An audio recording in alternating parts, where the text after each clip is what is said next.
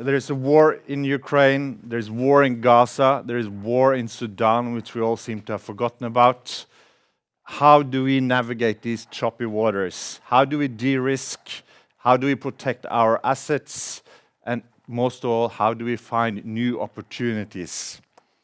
To help us discuss these issues and maybe give us some tools that we can use in the months and years to come, we have invited some fantastic guests. So please welcome Ulf Sverdrup, former director of Norwegian Institute of International Affairs, now professor at BI Norwegian Business School. Please come up. Okay. Charlotte Hafstad, special counsel at Ræder Bing. Welcome. Olav Chen with the longest title ever. Head of Allocation and Global Fixed Income at Storebrand Asset Management. Welcome. And Odin Johannessen, Director of NSR Næringslivets Sikkerhetsråd. Welcome to you.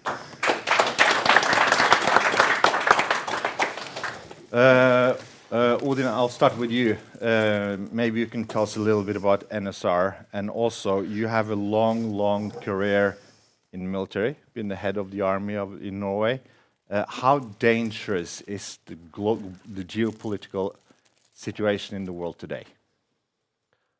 Well, first of all, about NSR, we are a foundation. We have 6 big owners, and we are sort of a non-profit organization that in 45 years have dealt with espionage and sabotage, turning more and more into criminal activity against the business and Norwegian industries. And now again back to espionage and sabotage. So we are doing more or less what we did earlier, but in a new setting. How dangerous is the world today? Having had the ability to look into wars per se, there is nothing more dangerous you can actually do than to conduct a war. And why is it so? Well, first of all, reason. What is reason? Is it reasonable for President Putin to attack Ukraine? Is it reasonable for Israel to try to wipe out Hamas the way they actually are doing? First of all, we need to understand that reason is something that cannot be measured in one scale. Reason is what is built on values, and it's all about how important is this for you. And for Putin, this is very important. So that's number one. Reason, there is not one single scale. And number two, war is first and foremost known for the unknowns. That's why we have intelligence services. Intelligence services are their primary aim is to take away the assumptions. Assumptions you use when you don't have facts. And look at the war scenario we have in Ukraine today. There can be so many outcomes. It's not very easy to say, yeah, this is going to end this way or the other way. So if you really want to de-risk something, take away war from the equation, because that is the most dangerous thing you can do. And where this can end, well, if you read, I think it was New York Times last week, David Sanger wrote a piece on how close we were to a nuclear exchange in Ukraine, the 6th of October 2022. Is it reasonable to use nuclear? Depends on the values. So for Mr. Putin, it was probably reasonable. Don't doubt what he is saying. Take it for what it is, and don't rule out that this cannot end in a total destruction of human life. It's very negative, but that's... Are you worried about that? Yes. Not so worried that I stop sleep and stop smiling, because we need to handle these things. But war is really, really dangerous for societies that are affected and for the global community as such. Yeah. All right. I think we'll stop there because we're not going to talk about war and politics per se, but we're going to dive into more business and economy. and Taiwan and China. We'll get back to all of it, I promise. I'm just wondering, Olav, if how worried are you? Do we see is this the end of free trade and globalization? I don't think it's the end of it, but I think the trend that I've seen for the last 30, 40 years might have stopped or might go in reverse. But it's very difficult for us to analyze this as well, because you have to define trade. Global trade has been rising, especially after China went into World Trade Organization in 2001. But you can also sketch a scenario, which is my scenario, where things get more divided, polarized.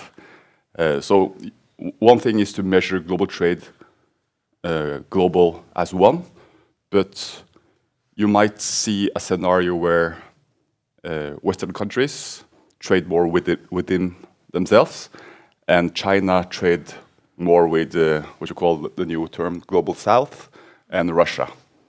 So on an aggregate, you might not see big changes, but it will have implications. One of the most easiest conclusions from trade is that it gets cheaper. Inflation has been stable, right? So if you see de-globalization, that's just going back to own supply chains. It's like Norway producing their own cars, electric cars, or own face masks. It will cost, because trade is just specialization that makes the global cake bigger and the welfare better off. But if you see that trend, inflation might get higher structurally, and interest rate might get higher structurally. So it will cost in some form. Everything's going to be more expensive. Yes, that's one of the scenarios. But it's very difficult, because what you see now, we do see tendencies of de-risking. But even though US is trading more with Mexico, for example, than China, the Mexican companies are owned by Chinese. So, I mean, what's the... and even Vietnam, for example, etc. So it's very difficult to disentangle the world today. And one of my narrative or scenarios is that at the same kind of what you call de-risking that we have seen around Huawei, because in my view, Huawei mobile phone was a Sputnik moment for the Western world. You might see the same thing with Chinese EVs as well. But the thing is, I have a Tesla, and my Tesla is actually manufactured in China. So, I mean, how do you cope with all this? And it's the reason why this Tesla is made in China, right? It's cheaper, manufacturing-wise. So, I mean, there's lots of bits and pieces in all levels here, which I don't think we have analyzed in full yet. Well, I think we'll go back to how we grapple with that. But I know there are people in this room who are worried about our currency. Two sentences. Why is it going down the drain? I was in another event yesterday where they talked about the currency, and I don't know how many Norwegians are here, but suddenly I used the word "Geoeconomy." I mean, it's like a character that is so unpredictable. So you never where it jumps and what's the reason, or so I think we still are in that environment. But I have a list. I don't think it's like one single point of explanation. But the interest rate, I think, is one of the most important one. I have a list of 5-6 points.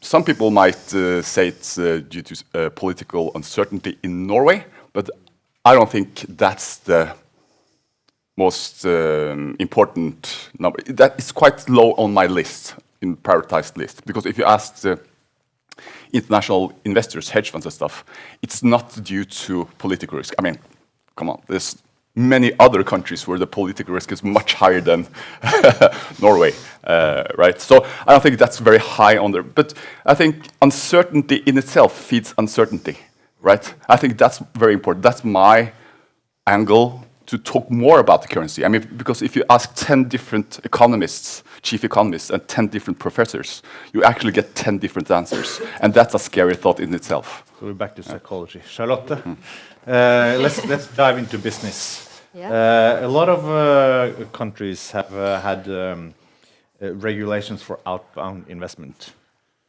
Now we see almost also the other thing, regulations for inbound investments. I know this is very important to you, and you try to guide your clients on how to deal with this. Tell us what can we see in the years to come now that's important for business?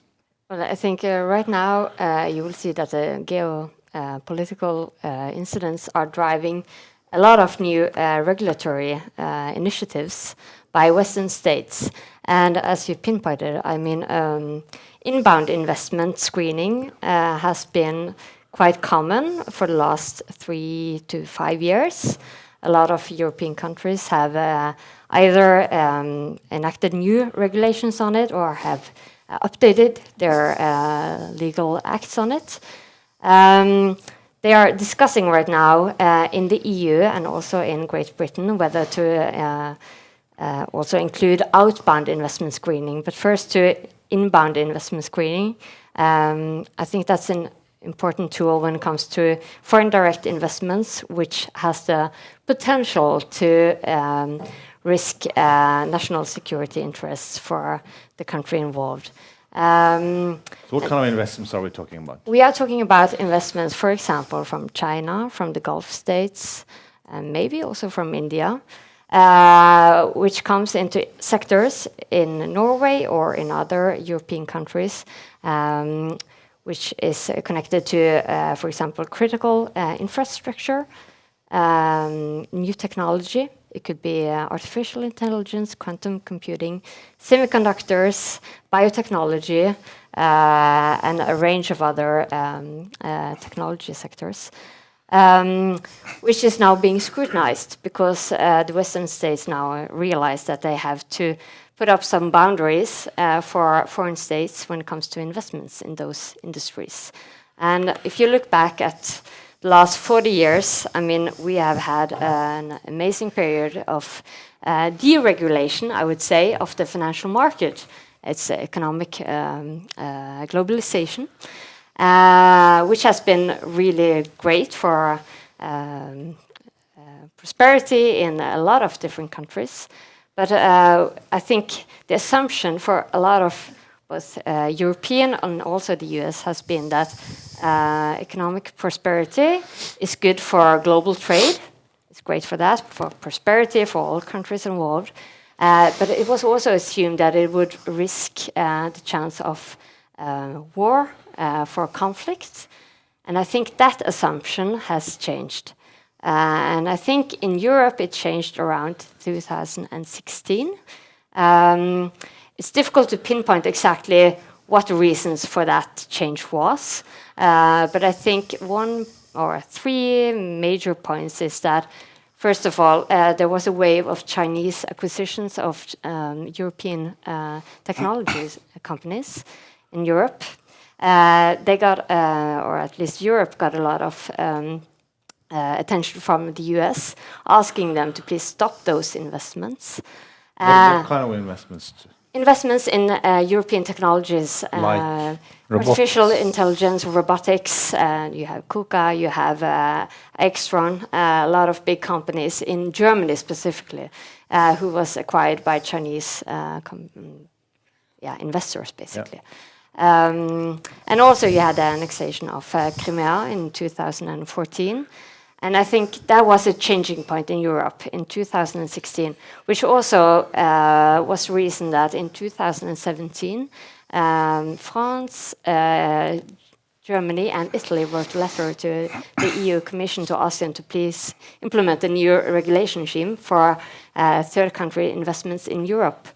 They wanted a better control with that kind of investments, and also using the argument that we need a level playing field because we cannot invest in the Chinese telecom industry. So why should they be able to invest in the German telecom industry? So this sort of necessitated the EU Commission to prepare a new draft, which ended up in the inbound investment screening regulation, which is now in efficiency. And yeah. Can I just quickly ask, there will be people in this room looking for investors from abroad, and you're not going to get the company Iran AS trying to invest in a company here. How difficult is it to find who's actually investing in your company? That's a really good question. I think in the EU, it's probably easier than in Norway because they have a database where they exchange information about that. They have track records where they know that, according to experience, this investor is associated with the CCP in China, for example, or the Kremlin in Russia. However, as of today, because Norway is a EØS-medlem, EA-medlem, we are not part of that exchange of information, so we stand on the outside. So right now it's more difficult for Norwegian authorities to obtain that kind of information. The fact is, if you don't do your homework properly, you might actually have a Chinese owner, but you don't know it. Yeah. Okay, so Nina, my watch just stopped working, so you have to help me. Ulf. So, as we heard, EU is tightening its security when it comes to investment. You have written an article saying the relationship between EU and G7 will strengthen. Is Norway squeezed in between all these players? And if so, what do we do? Okay, so I think at a fundamental level, Norway has benefited massively from globalization. Very few countries have benefited as much from globalization as Norway. Tell us why. So, because what we sell to the world, the prices has increased, whereas what we import, prices has decreased. So we have got massive terms of trade benefit.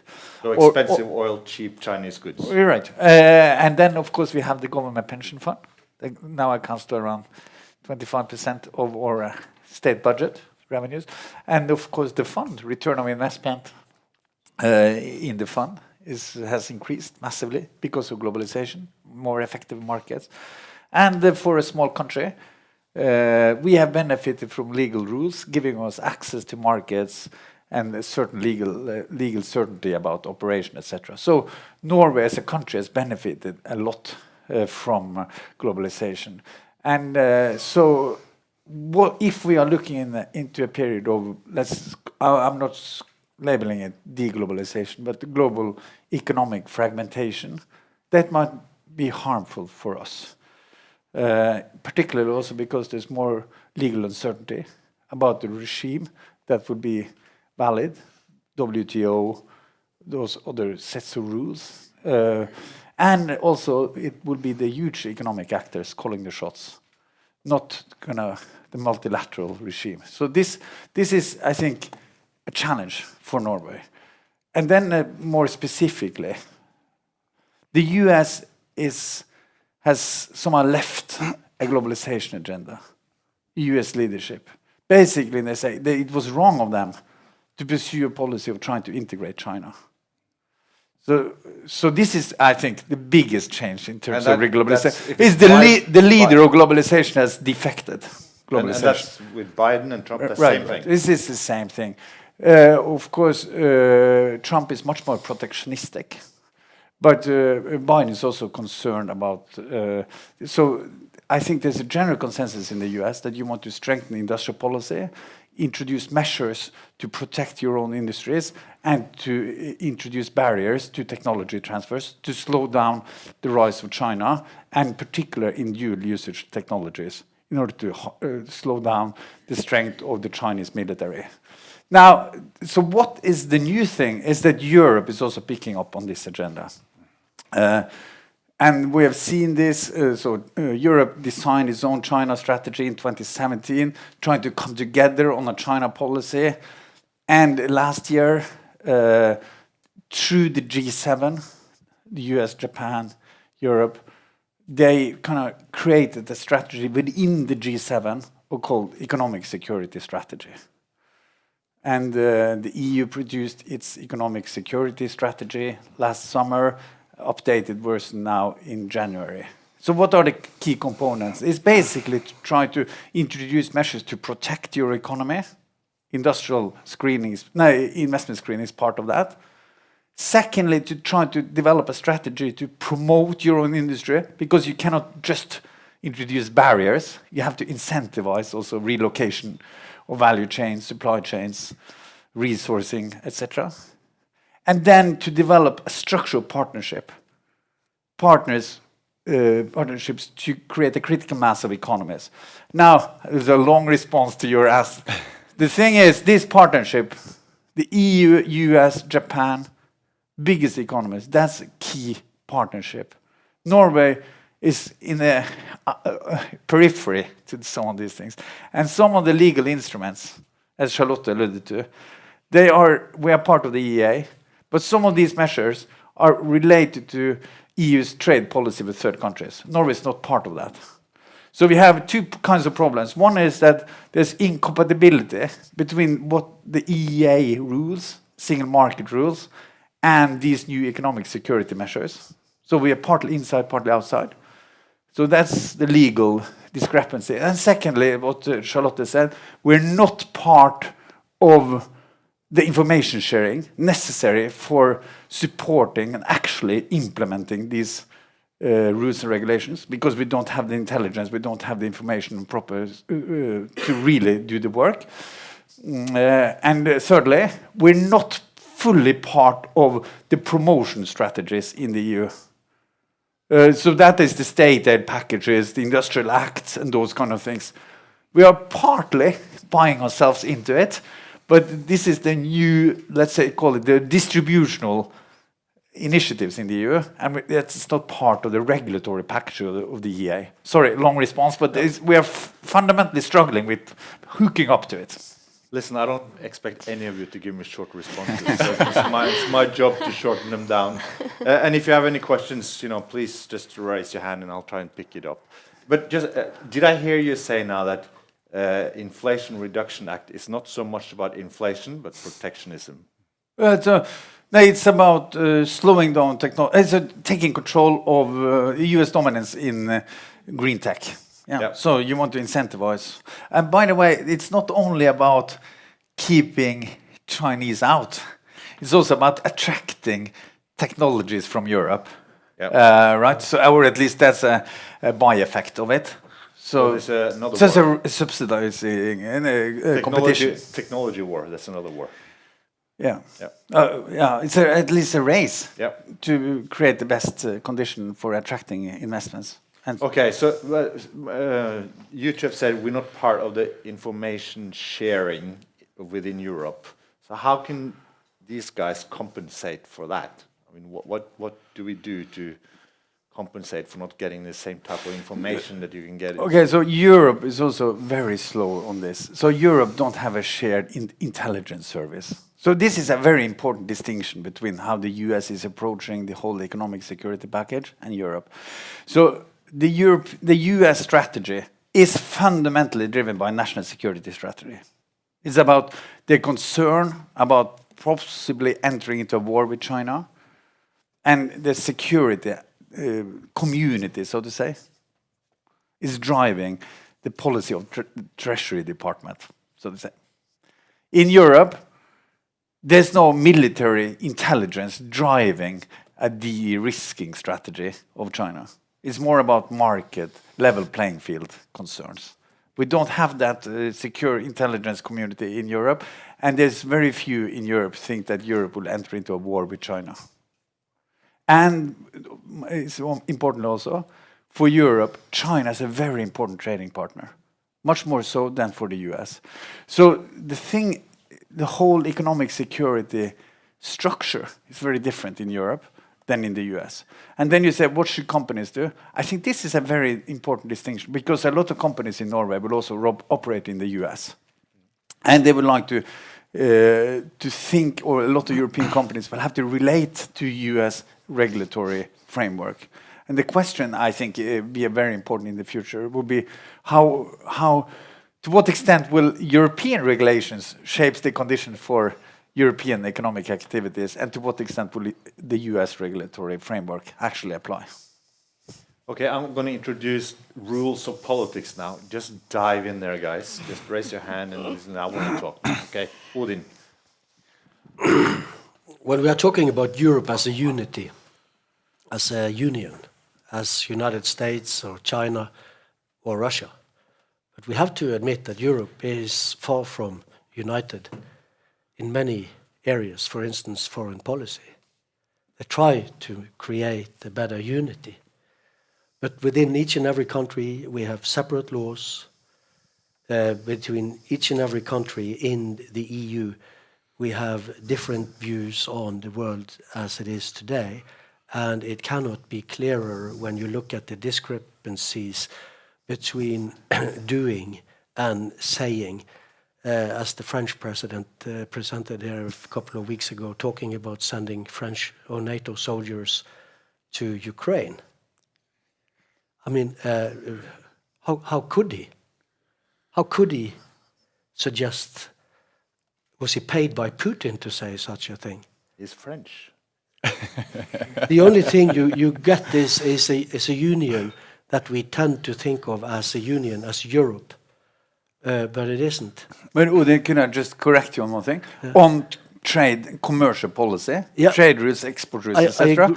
It's a union. It's qualified majority decisions, and everyone applies the same rules. Yeah, I agree on that. But when you see that there is, as Olav alluded to, so many things that will have an effect on where should we go with our money, how should we invest those money. It's not only the trade policies and that sort of stuff. And what we are talking about is about to see the whole picture here. And particularly talking about so-called hybrid or weaponizing the day-to-day services that has created our welfare. When you weaponize trade and investments in a way that we really should worry about. Do you want to say something? Yeah. Yeah, well, I mean, according to the EU law, I mean, it's up to every nation state to define what are your national security interests. That's like the main rule.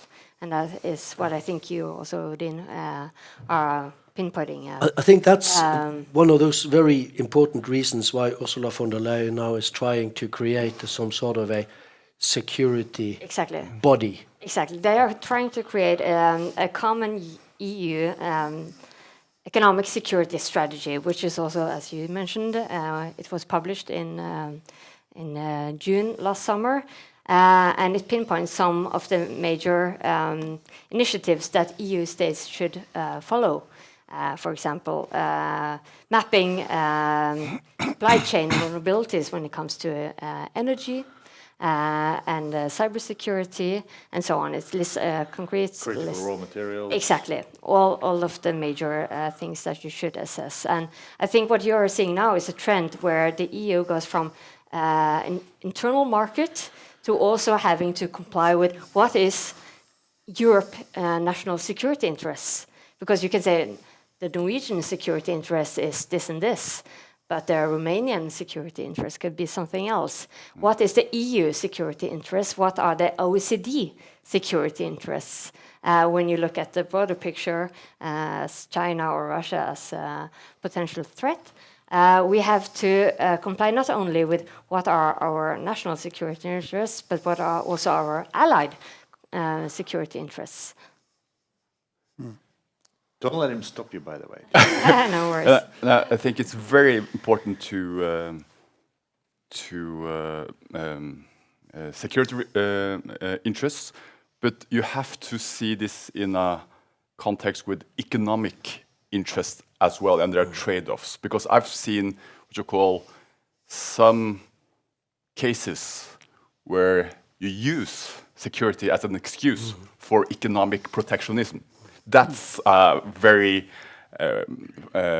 fine balance there. What's the examples you've seen? No, because in your phone, I mean, I've just I've caught up, I mean, interest of geopolitics. I mean, like in panels, but I've never experienced that many Taiwan experts or pundits now. Everyone is a Taiwan expert, right? Because they have some interests, skin in the game, to use that card as well. So you have to, as I told you, in businesses, you have to have guidelines from a state level or from government. I think it's a very interesting aspect regarding EU and EEA and Norway as a, what you call loner in a, like a, a sphere out there. So I think you have to do the trade-offs so people don't use this as a excuse, because what you see is that for certain lack of trust now, and trust is like a commodity. So if things go in reverse, you have to balance this with fact-based guidelines. I think that's very important, because I do see tendency, going back to the great power rivalry, I think from a Chinese point of view, it's like US trying to suppress China from being an economic power. Everything that gets big get actually hammered down. It's almost same as in China. If you get too big, challenging the Communist Party, you're beheaded, right? I mean, Jack Ma, etc. But you can see some tendency if you, like TikTok, for example, if you get too big, Huawei, whatever, next in line is Chinese EVs. In Norway is a very special case, but if you have the same rollout of Chinese EVs in US, Mike Morworth is going to behead all Chinese EVs as well. But you can talk about, I mean, control people for conspiracy theories. You can stop an EV, right, or even direct it some certain place, and you have all the logistics data, communication data, and all the infrastructure, right? So I think you have to go in depth, fact-based. I mean, even this one is manufactured in China, right? But there's cost trade-offs here in a so entangled global. So don't buy into the rhetoric. It's look No, at facts. I think lots of things are important. I mean, some critical infrastructure you have to be, I mean, doing the same thing. And I totally agree. China has also been benefiting because of being classified as an emerging market, right? It's not level playing field. But China is so big. It's like talking about Europe. I mean, there's big difference between Norway and Greece, for example, right?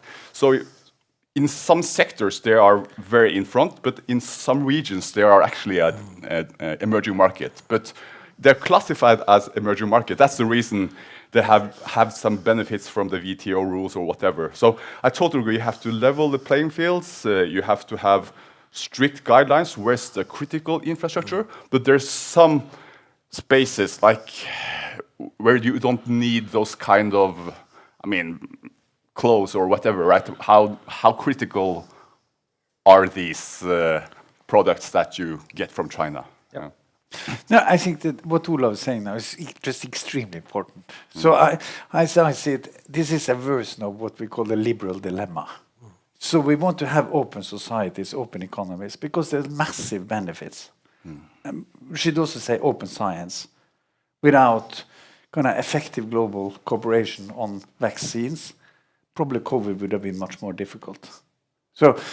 So open societies, open economies, massive benefits. But at the same time, we should have the opportunity to take care of some legitimate security concerns, right? So we have to find a balance.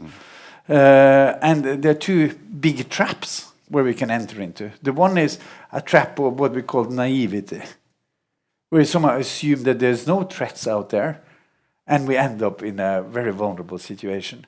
The other trap, I would say, is a kind of security trap, where everything is dangerous. Security intelligence community is only calling the shots. That would be also very scary, I think. Because so in Norway we had the Solan and Ludvig. So both of them might be a bit problematic. So we had to find a balance between the two of them.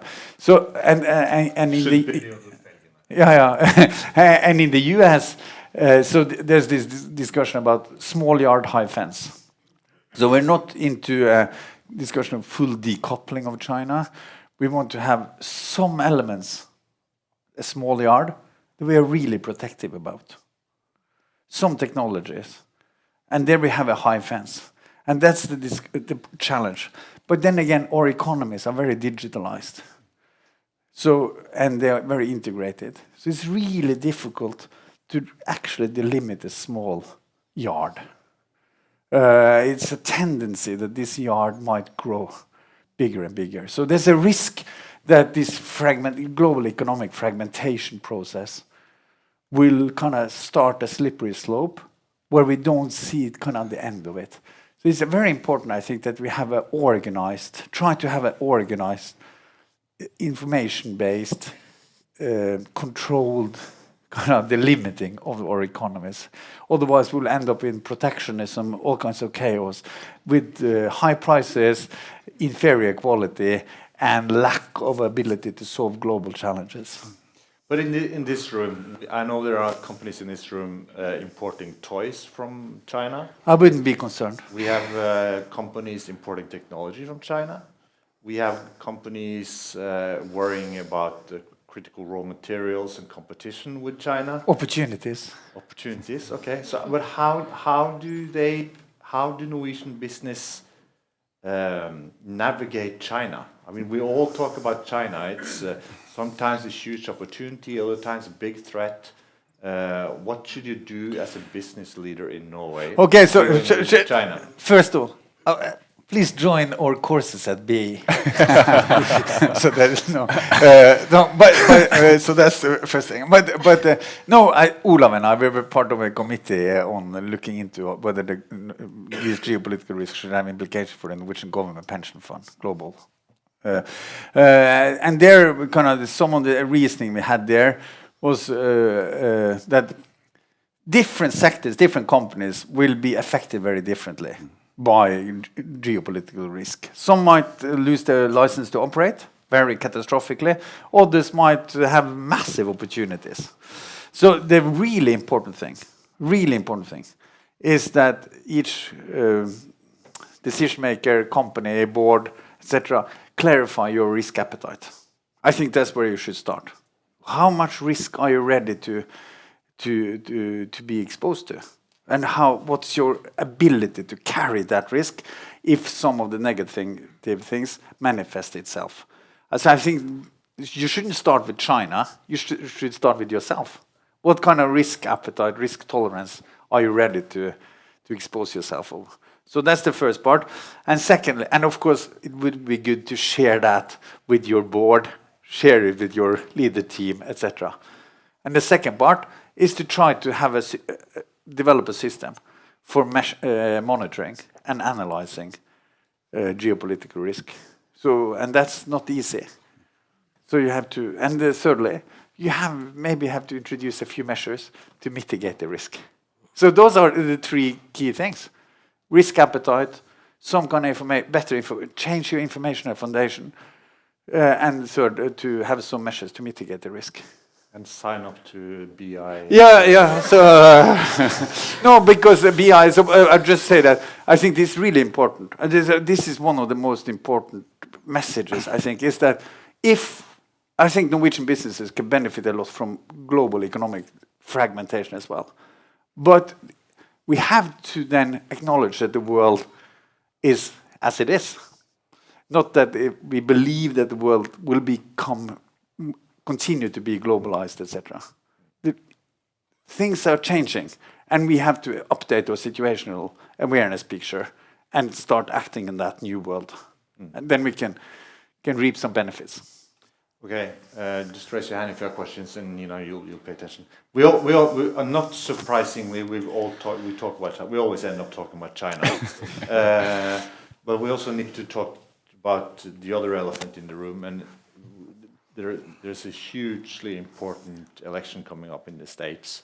In Europe, we seem all to be worried that Trump might win. So, first question: raise your hand if you think Trump will win.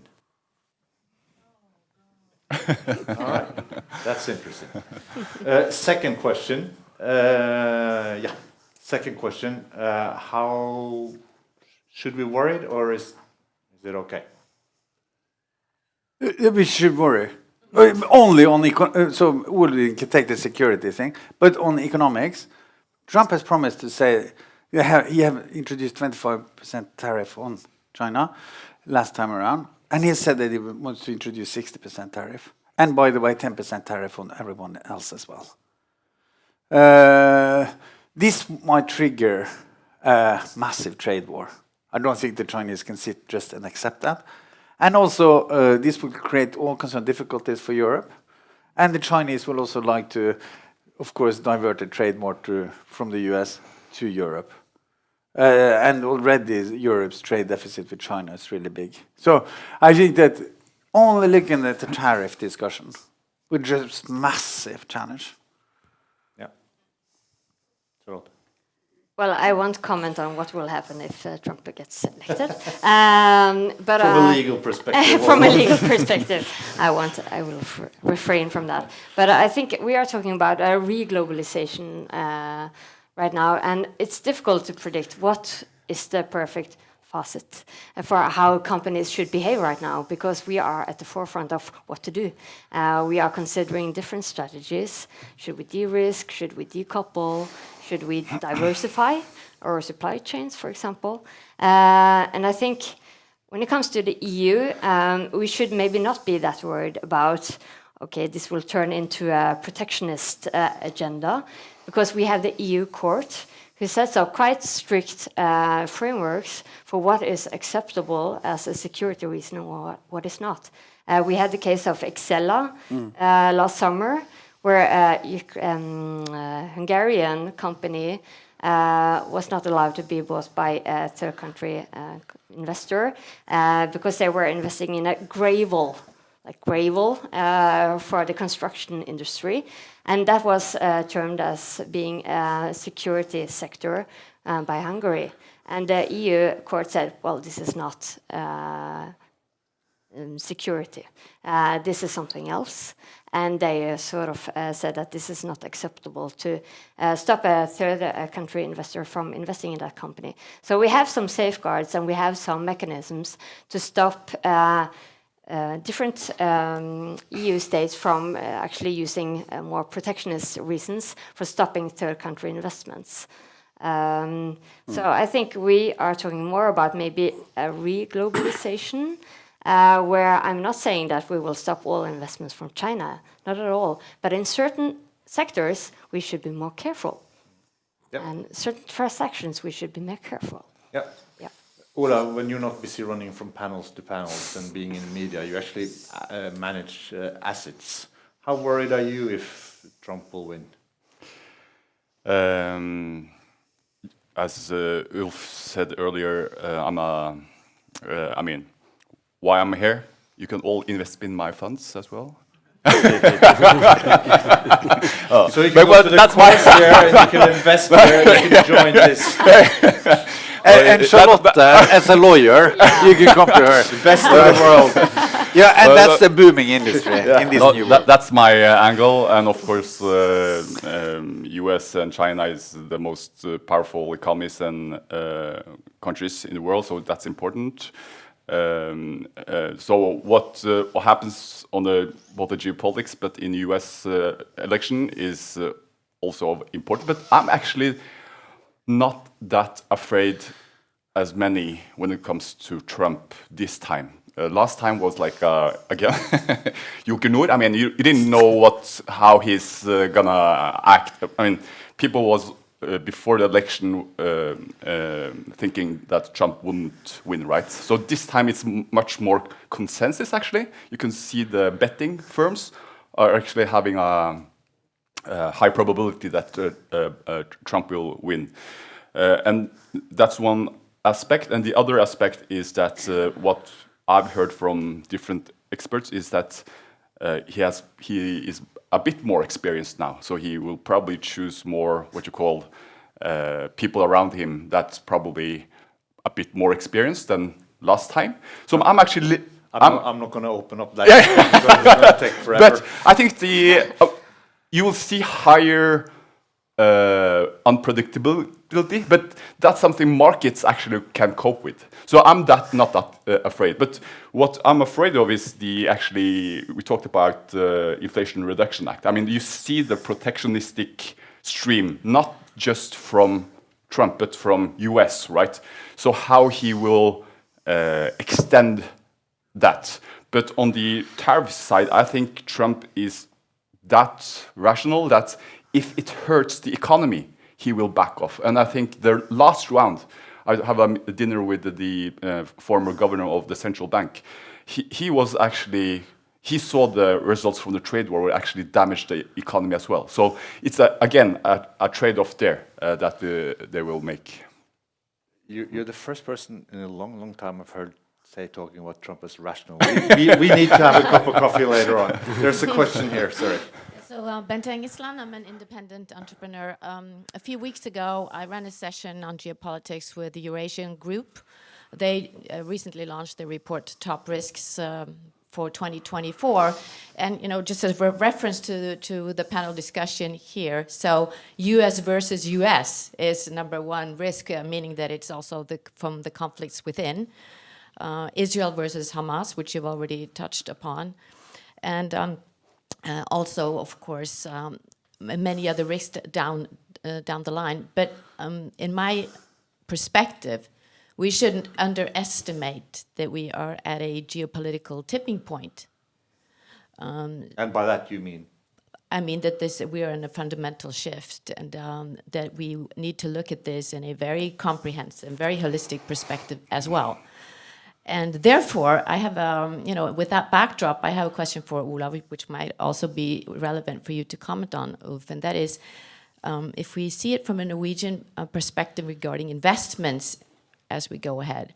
So we all agree that you need to include geopolitical risks in your assessments and in your investments, so that more and more it needs to be integrated. But how will the current state of affairs globally affect the willingness to invest in energy transition, in climate mitigation, and all of the other, huge issues and challenges that we face as a society? Do you believe that we will be able to enhance this? Will we be able to keep our trajectory, or will we, go back to default and actually not achieve those very important goals? Very good question. I think, if you want to... You have a short answer. Okay, sorry. If you want to solve the climate change or those issues, you have to have China on board, right? So I think that's also could be a positive, where you have common ground and common interests. So for me, when I talk to different societies or communities and companies, that's what you call one part where you actually can find common interests and cooperate on. There's lots of other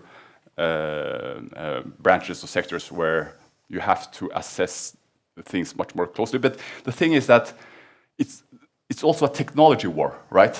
So it's different to solve the climate crisis.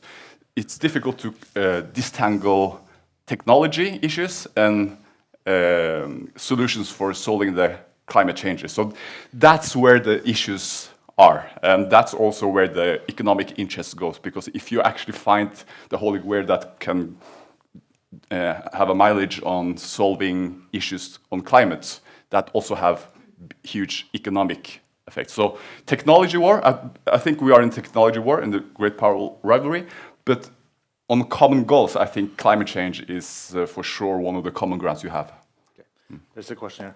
So climate change, you all done your PR work, so now I can do mine. So British-Norwegian Chamber of Commerce have an arrangement in May, an event in May, end of May, which is all about climate and zero emission. And Nina will send out dozens of mails, I'm sure. So please join us. Yes. Christopher Wiik from ABB. I think we touched upon it in this technology war. I think short term, the bunch or stack of Geoeconomy is difficult, but can we, with increasing fencing, barriers, protectionism, come in a situation where the technology development will go China, Russia, south, as mentioned earlier, and that EU, US will kind of fall behind because the pace maybe is higher elsewhere? Who do you direct the question to? I think all four of you have touched upon it somewhere. They don't have time for all four to answer. I can respond very shortly. So I think this is a huge concern. Is that, so this is what you talked about. So the fundamental thing is that the West is no longer in the leadership. Military or model of governance, democracy is not supported by so many. So, and also in technology, we're no longer in the leadership in all kinds of technologies, and not only in the technologies of the current, but also in the looking into the future. So NATO, EU, and others, they're trying to map out, and the US are trying to map out what are the future critical technologies. And there's a mapping by the Australian Institute identifying what they call 44 critical technologies in the future. And they try to map out who's in the leadership in these technologies. And out of that, those 44 technologies, they say that US is in the leadership in 7 of them. The rest is China leading. Of course, that might be wrong, etc. But it gives an indication that it's at least not obvious that we are in the leadership of those technologies. And this tilts the balance, because technological leadership is about workplaces, about competitiveness, but also linked to military strength and military ability, etc. So it changes the whole landscape. I'll stop there. Short questions here. We only have room for a few more. Short answers here. That's the rule from now on. Who's next?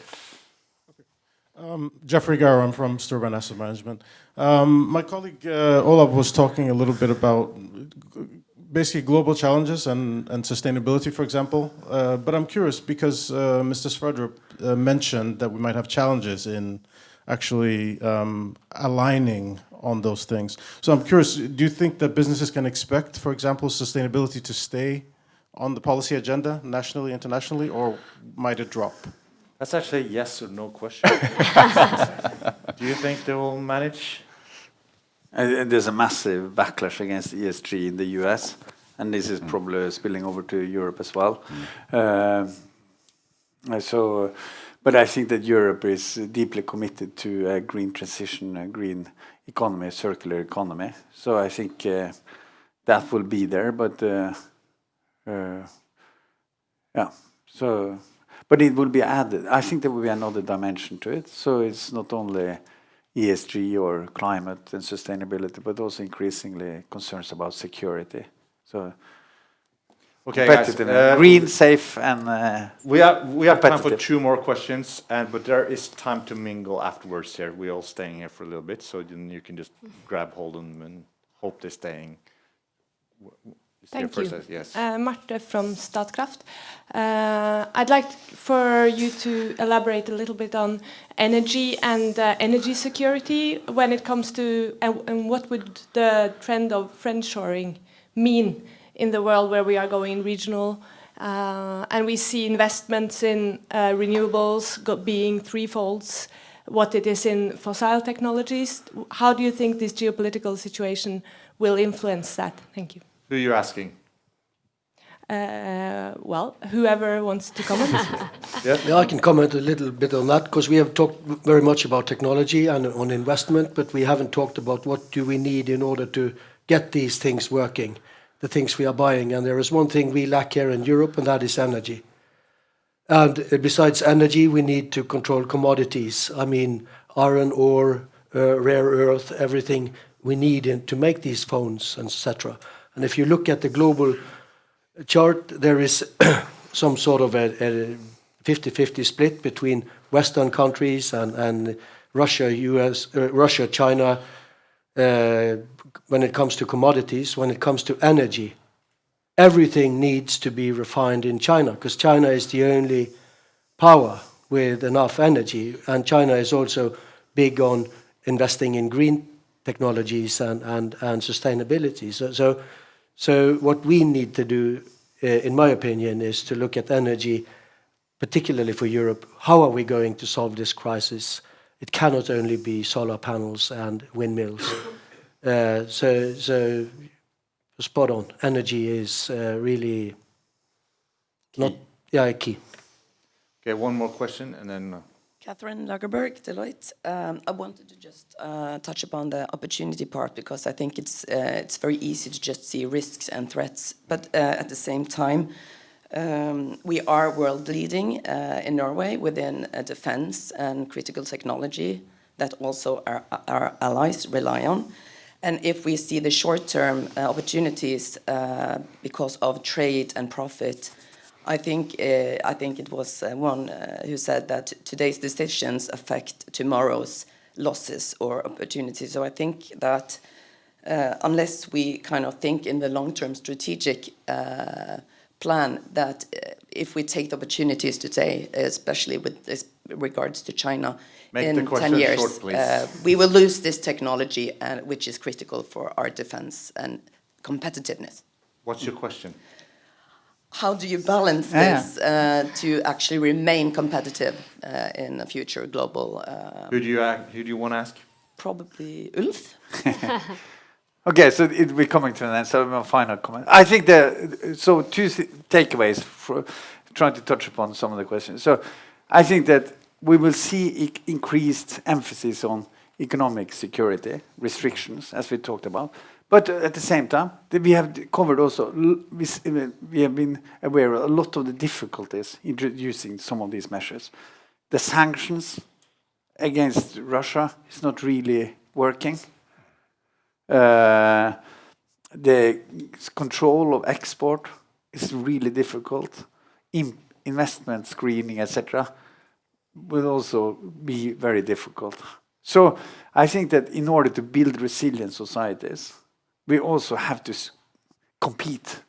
We have to make sure that it's not restricting the others, but that we develop our societies or economies so we are actually competitive.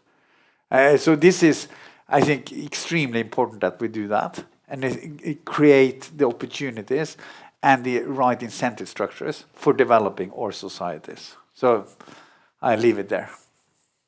Okay, thank you very much for taking time out of a very busy schedule. I know you're all super busy. I hope you can stay a little bit, because these guys have obviously more questions. I think there's more coffee out there.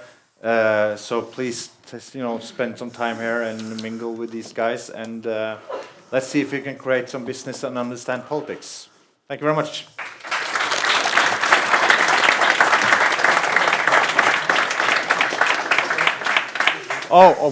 One more thing.